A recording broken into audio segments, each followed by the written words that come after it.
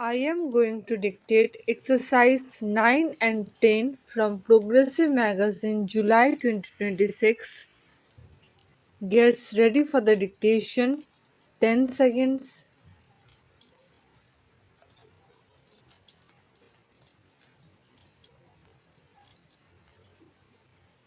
5 seconds.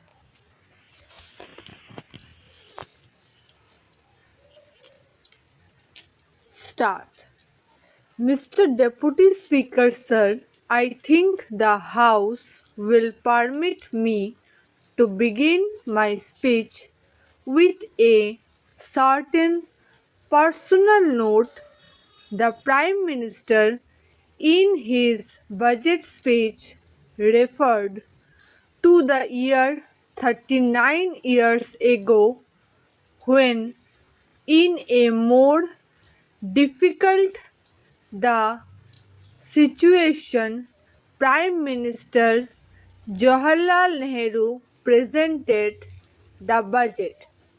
The House will remember that at that time it was an unprecedented shake-up in the Finance Ministry, in which the Finance Minister, the Principal Finance Secretary, the Chairman of the LIC, and other senior ministers and secretaries had to leave just a few weeks that I escaped.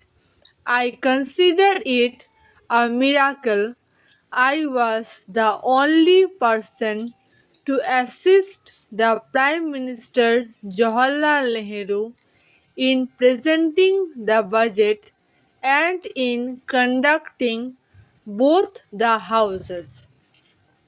It is a matter of great honor and privilege which I recollect after 29 years that Prime Minister Nehru commended the work that I humbly did to assist him in those difficult times. Today, Prime Minister budget speech clearly and sincerely puts the economic development of this country on the path chartered by Jawaharlal Nehru. It is borne not only by the three quotations of Nehru in his speech but also by the form and content of his analysis of the economic scene and the measures proposed by him. It also reflects Prime Minister's distinct personality. He has not given to political or populist approach. He acknowledges the seriousness of the challenges on the economic front and reveal an attempt to respond to them with utmost seriousness. His speech distinguishes itself by his honesty of purpose and seriousness of the proposal that he has made. His budget speech also clears several myths. He has demolished several myths. The commitment to wage a battle for eradication of poverty has been reimposed. Whatever the honorable members on the other side may say, this is a rededication with all vigor and force of his commitment for the eradication of poverty. This is also based on productive employment of the people, creating so many man hours and man days. It is on the basis of productive employment and not only on the distribution of charity syndrome.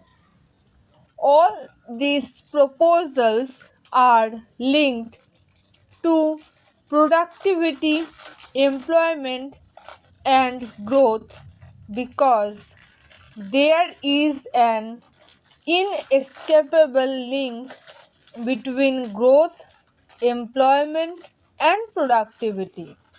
Therefore, the battle for eradication of poverty has been placed in the overall framework of accelerating growth. Because the basis of the Congress ethos and its economic and social policy has been independent national economy. A country like India, if it has to follow an independent policy of non alignment, it cannot follow that policy unless it builds up a national economy. It should be an independent national economy based on social justice, commitment to socialism, democracy, and secularism, which Jawaharlal Nehru put forward and behind which in parliament and in the country there was a national consensus. Our consensus Prime Minister, when he talks of the unity and independence of the country, threats from outside and the economic imperialism that is threatening the development of independent economy.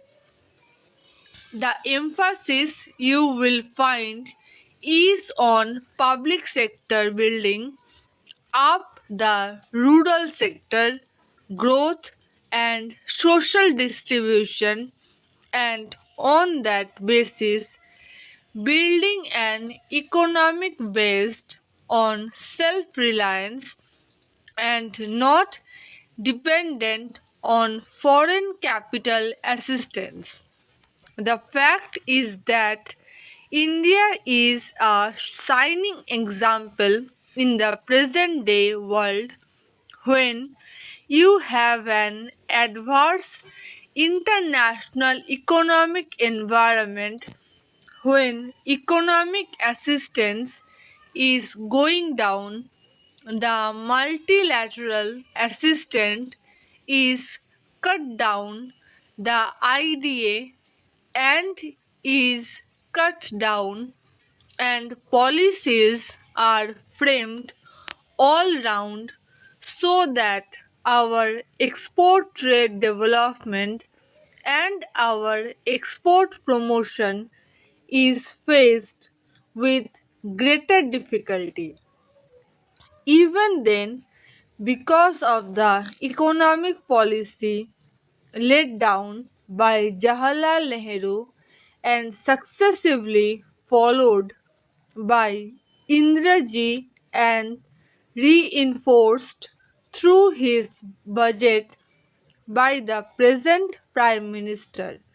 It shows that this is the only way and this is the only model in which India should develop if it wants to maintain its dignity and emerge as a prosperous and strong country.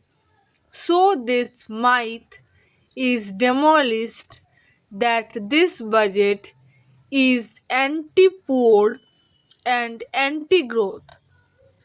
or this budget is anti-social justice.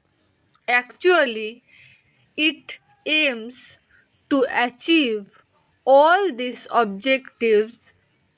He has also demolished the myth that this government or the government economic policy is not for the poor but is more concerned about the upper middle class. This is all demolished, and I think it is necessary that this house there is consensus behind the new path, or rather the new enforced path that is sought to be made out by this budget. Similarly, the budget aims at promising growth, and if you see, you will find that a number of concessions have been given to industry engaged in mass consumption goods, not caring to the needs of the affluent. A number of measures have been suggested. I need not go into that. It particularly tries to promote indigenous capital goods industry, which is the heir of self-reliance and which is the basis of promoting growth in the future development of our country. Stop.